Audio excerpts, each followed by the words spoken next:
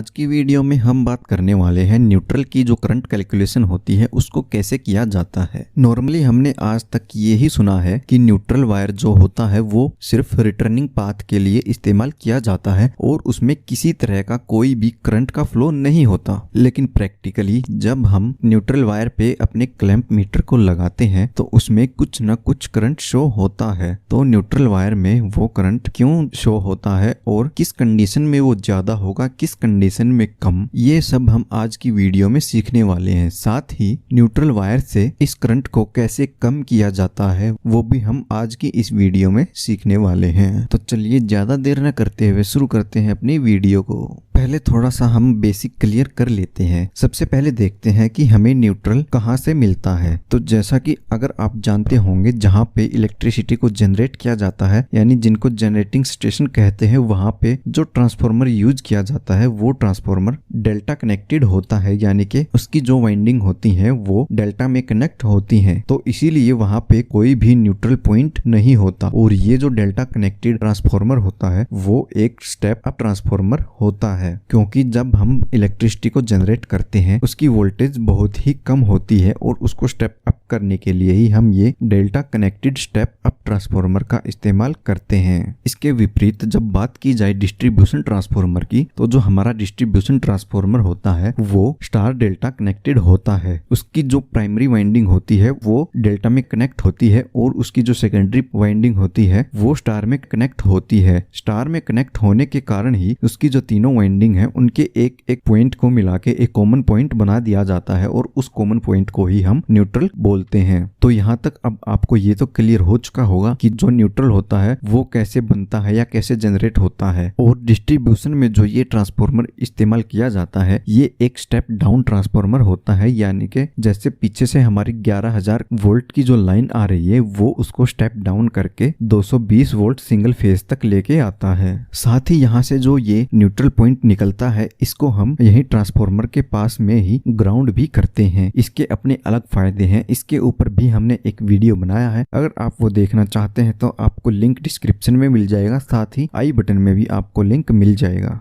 अब चलते हैं अपने मेन क्वेश्चन की तरफ कि आखिर न्यूट्रल पॉइंट में जो करंट होता है वो क्यों आता है और किस तरीके से हम इस करंट को कम कर सकते हैं। तो जैसा कि अब आप अपने सामने देख पा रहे हैं हमारे पास 3 फेज होते हैं जैसे कि आर, वाई और बी, और एक चौथा पॉइंट जो होता है वो हमारा न्यूट्रल होता है। अगर जो ये हमारे तीनों फेज आर, वाई और बी होते हैं, अगर इन तीनों फेज के अंदर बराबर मात्रा में करंट का फ्लो होगा, जैसे कि जो हमारा आर फेज है उसमें 40 एम्पियर, वाई फेज है उसमें 40 एम्पियर और बी फेज है उसमें भी अगर 40 एम्पियर का करंट जो है वो फ्लो करेगा, तो ऐसी कंडीशन में जो हमारा न्यूट्रल है उसके अंदर 0 एम्पियर का करंट फ्लो करेगा। लेकिन अगर बात करें हम प्रैक्टिकली, तो प्रैक्टिकली ऐसा होना बहुत ही मुश्किल होता है। हम सिर्फ इतना कर सकते हैं कि जो हमारा ये अनबैलेंस करंट है उसको हम बैलेंस करने की कोशिश कर सकते हैं। तो अनबैलेंस करंट जितना भी होगा हम उसको जितना कम करेंगे हमारे न्यूट्रल पॉइंट में उतना ही कम करंट का फ्लो होगा। चलिए एक बार हम उदाहरण के साथ समझ लेते हैं कि हमारे जो तीनों फेज है आर, वाई, बी, उनमें जो फ्लो करने वाला करंट है उनके कारण जो हमारे न्यूट्रल में करंट फ्लो होता है वो कैसे डिपेंड करता है। आगे बढ़ने से पहले दोस्तों, अगर आपने हमारे चैनल को सब्सक्राइब नहीं किया है तो आप हमारे चैनल को सब्सक्राइब कर सकते हैं ताकि आपको आगे आने वाली इलेक्ट्रिकल से जुड़ी हुई वीडियो मिलती रहे। तो हम मान लेते हैं जो आर फेज है उसमें 25 एम्पियर करंट फ्लो हो रहा है, जो वाई फेज है उसमें 35 एम्पियर का करंट फ्लो कर रहा है और जो हमारा बी फेज है उसके अंदर 50 एम्पियर का करंट फ्लो कर रहा है। तो इसकी कैलकुलेशन के लिए जो फॉर्मूला है वो हम आपको बता देते हैं। इसके लिए जो फॉर्मूला यूज करना है वो a square plus B square plus C square minus A B minus B C minus C A. ये जो फॉर्मूला है वो हमें जो न्यूट्रल की करंट कैलकुलेशन है उसको कैलकुलेट करने के लिए करना है। यहाँ आपको ए, बी और सी को देके कंफ्यूज नहीं होना है। यहाँ पे जो ए है उसका मतलब आर है, बी का मतलब वाई और सी का मतलब बी है। इस कैलकुलेशन के हिसाब से अगर हम देखते हैं कि जो हमारे तीनों फेज हैं सब में बराबर मात्रा में करंट फ्लो हो रहा है, तो चलिए देखते हैं कैसे फिर न्यूट्रल का करंट निकलता है। तो हमारा जो फॉर्मूला है उसके हिसाब से हम मान के चलते हैं जो हमारे तीनों फेज हैं सब में 50 एम्पियर का करंट फ्लो हो रहा है। तो इस हिसाब से 50 square plus 50 square plus 50 square minus 50 गुणा 50 माइनस 50 गुणा 50 माइनस 50 गुणा 50। तो अब इसको सोल्व करते हैं तो हम देखते हैं कि यहाँ पे जो हमें मिलता है वो 2500 प्लस 2500 प्लस 2500 और उसके बाद -2500, -2500, -2500, इस हिसाब से जो हमारे ये प्लस वाले तीनों 2500 हैं वो माइनस वालों से बिल्कुल कट जाते हैं और हमारा जो आंसर आता है वो 0 होता है। तो ऐसी कंडीशन में जो हमारा न्यूट्रल है उसके अंदर 0 करंट फ्लो करेगा। तो अब जैसा कि आपको पता लग गया है कि किसी भी कंडीशन में अगर तीनों फेस में बराबर करंट फ्लो कर रहा है तो ऐसी हालत में जो न्यूट्रल होता है उसमें जो करंट फ्लो करेगा वो 0 एम्पियर होगा। अब बात कर लेते हैं जो हमारा इलेक्ट्रिकल सिस्टम है वो अनबैलेंस होने पे, यानी कि जो हमारे तीनों फेस हैं उनमें जो करंट फ्लो कर रहा है वो अलग अलग करंट फ्लो कर रहा है, तो ऐसी सिचुएशन में जो हमारा न्यूट्रल पॉइंट है उसमें कितना करंट फ्लो करेगा। अब फॉर्मूले के हिसाब से अनबैलेंस सिस्टम में न्यूट्रल का जो करंट निकालने के लिए हम मान के चलते हैं जो हमारा आर फेस है उसमें 25 एम्पियर का करंट फ्लो कर रहा है, वाई फेस में 35 एम्पियर और बी फेस में जो है वो 50 एम्पियर का करंट फ्लो कर रहा है। अब फॉर्मूले के हिसाब से हम इसको यहाँ पे पुट करके देखते हैं। 25 square plus 35 square plus 50 square minus 25 गुणा 35 माइनस 35 गुणा 25 माइनस 35 गुणा 50 माइनस 50 गुणा 25। अब इनकी जो हम कैलकुलेशन करते हैं वो करके जो हमें मिलता है 625 plus 1225 plus 2500 minus 875 minus 1750 minus 1250। अब देखिए हम इनको ऐड करते हैं तो 625 प्लस 1225 प्लस 2500, ये हमारे पास जो वैल्यू आई है वो 4300 की आ गई है। अब जो दूसरी साइड का है इसको भी माइनस वाले को भी हमें ऐड करना पड़ेगा। इसके हिसाब से हम 875 प्लस 1750 प्लस 1250, अब इसकी जो वैल्यू है वो 3875 हमारे पास आ गई है। तो इसके बाद हमें इनको माइनस करना है और माइनस करने के बाद जो हमें वैल्यू मिलती है वो 425 की मिलती है, लेकिन जो ये वैल्यू है वो हमें अंडर रूट में मिलती है। तो अंडर रूट की वैल्यू के हिसाब से हम 425 को सोल्व करते हैं तो हमें जो वैल्यू मिलती है वो 20.61 की मिलती है। तो इस हिसाब से जो हमारे तीनों फेस आर वाई बी में अनबैलेंस करंट है, जैसे कि आर में 25, वाई में 35, बी में 50, तो इसको हम कैलकुलेट करते हैं तो जो हमारा न्यूट्रल है उसमें हमें 20.61 एम्पियर फ्लो करता हुआ मिलेगा। इस हिसाब से अगर आपको भी अपने सिस्टम की अनबैलेंसिंग के कारण जो आपके न्यूट्रल में करंट फ्लो करता है उसको निकालना है तो आप अपने तीनों फेस के जो एम्पियर यानी कि करंट उनमें फ्लो कर रहा है उसको मेजर करके और ये जो फॉर्मूला दिया गया है इसके हिसाब से कैलकुलेट करके अपने न्यूट्रल के करंट को निकाल सकते हैं। तो इस तरीके से आप अपने न्यूट्रल के करंट के फ्लो को जांच सकते हैं कि आपके न्यूट्रल में ज्यादा करंट का फ्लो हो रहा है या कम करंट का फ्लो हो रहा है। अगर आपके न्यूट्रल में ज्यादा करंट का फ्लो हो रहा है तो निश्चित तौर पे आपके जो तीनों फेस हैं उनमें जो करंट फ्लो हो रहा है वो अनबैलेंस होगा। उस हिसाब से आप अपने लोड को एक फेस से हटा के दूसरे फेस में जोड़ के आप तीनों फेस के जो करंट है उनको बैलेंस में ला सकते हैं और इस तरीके से आपके जो न्यूट्रल पॉइंट में करंट फ्लो कर रहा है वो भी कम हो जाएगा। तो उम्मीद है आपको ये टॉपिक समझ में आ गया होगा। अगर आप किलोवाट और केवीए में अंतर के बारे में नहीं जानते हैं तो आप हमारी ये राइट वाली वीडियो देख सकते हैं। और अगर आप ये जानना चाहते हैं कि जो ट्रेन होती है उसमें कौन सी मोटर का इस्तेमाल किया जाता है, इसके लिए आप हमारी ये लेफ्ट वाली वीडियो को